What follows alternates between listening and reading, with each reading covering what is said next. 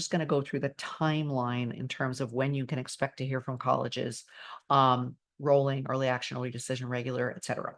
Rolling admission schools are schools that read applications and render decisions as they come in. So they're rolling out decisions perhaps on a daily basis, as opposed to waiting until they have all the applications in a pool and making all the decision announcements at once. So those can come anytime.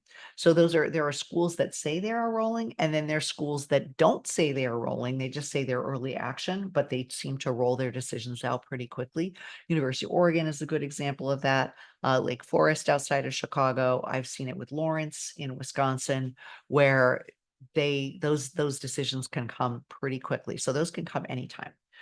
So early decision. So just a reminder, that's the one that is binding, and the only way you can get out of it is if the finances don't work. But if you've been listening to Jeff, hopefully you haven't gotten yourself into that position. But they can come anytime too, but most of them are right around the middle of December. It'll often be that Wednesday, Thursday, Friday. That's the last week before Christmas week. Colleges may post on their websites when they are going to what the date is that they're going to release the early decisions. Again, that's another reason to watch social media. They'll often put it there. That might be more up to date than their website. They may send emails to students saying, be sure to check your portal on December 14th or whatever at 3 p.m. because that's when we're going to release the decisions.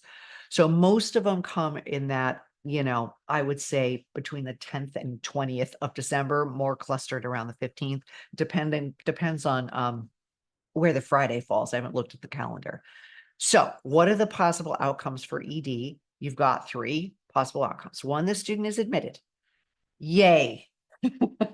Congratulations, you're done. Time to celebrate. And then immediately withdraw applications. So when you sign an early decision agreement, you're saying that you commit to, if you're admitted, to not only attend the college, but to withdraw all your applications to all your other schools. Students need to do that. That is sometimes easy to do on the portal with a button. If not, then they need to send an email, but they are contractually obligated to do so. So this is critical. They will notify by email or on the portal, or most often it's an email saying, check your portal for a status change. The one exception, another sort of a version of admitted, is if you apply into a university and you've applied early decision into a particular major or school, it's possible that you can be admitted to the school, but not to the program, and therefore be released from your binding commitment. So that's one other possible wrinkle of an admitted outcome. Outcome number two is not offered admission, meaning they're denied. So as I touched on before, this can be very, very painful for students. You can expect a couple of tough days at least. And it might be tough for you too, parents, because again, everybody's gone kind of emotionally, really invested in this. The critical thing is to let them grieve, let them process their disappointment. They'll probably bounce back from it pretty quickly. Kids are usually quicker than we are. But just be ready that they might feel pretty lousy. And this is why, again, it is critical that they complete all their applications before this date. So one thing they can consider if they haven't been off, if they've been denied, is whether they want to take another shot at early decision by applying early decision 2 in the later deadline. However, it is critical that this decision be made ahead of time. Just as it's critical to complete all the other applications before you hear back from ED, it is critical to have a plan for if you don't get in. And that can happen in one of two ways. They can submit their application at that point as ED2, or they can convert an application that was already regular decision to ED2 by reaching out to the admissions office. And admissions will be happy to do that for a student because colleges love ED.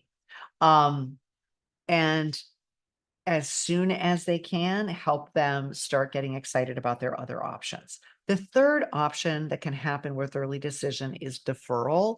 And I think this is the cruelest. So deferral means, okay, we're not taking you early, but you're still in the pool and we're going to look at you again in the regular pool, and we may or may not admit you then. They are released from the binding nature of that commitment. So even if they are admitted in the regular round, they are free to go elsewhere. But the reason this is such a tough decision or such a tough outcome is the student has to make the decision as to whether they are going to ED2 somewhere else, which means possibly closing the door on school number one, right? Because if they get in ED2 to that second school, that's a binding commitment to that school, and they have to say goodbye to school number one. Or are they going to wait to see if that deferral turns into an acceptance? So that's really tough. But even so, you want to encourage them to move on and get excited about their other options. So that's ED. Early action. So early action is all over the map in terms of when things come back. Like I was saying, there's some schools that are not that say they're not rolling. They say they're early action, but they're really rolling, and you could hear from those anytime. There are some that time it almost exactly the same as the early decision schools, so it's that middle of December window. There are some that are in January. There are some that are in February. For example, schools that have early decision and early action will often release early decision in December, but early action in January.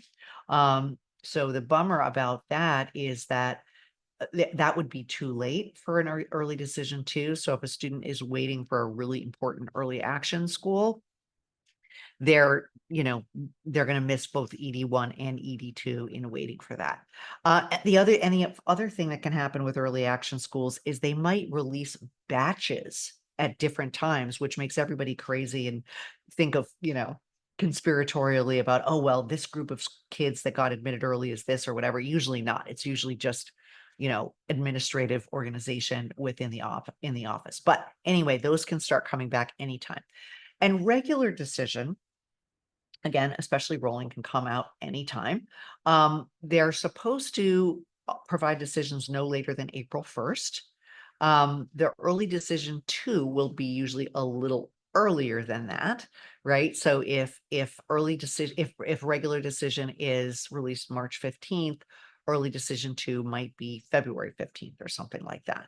And again, you can have the three outcomes at regular, which is admit, deny, and waitlist, which is not deferral, but it's sort of the same kind of limbo feeling. So anyway, that's the timeline for when all of these decisions come out.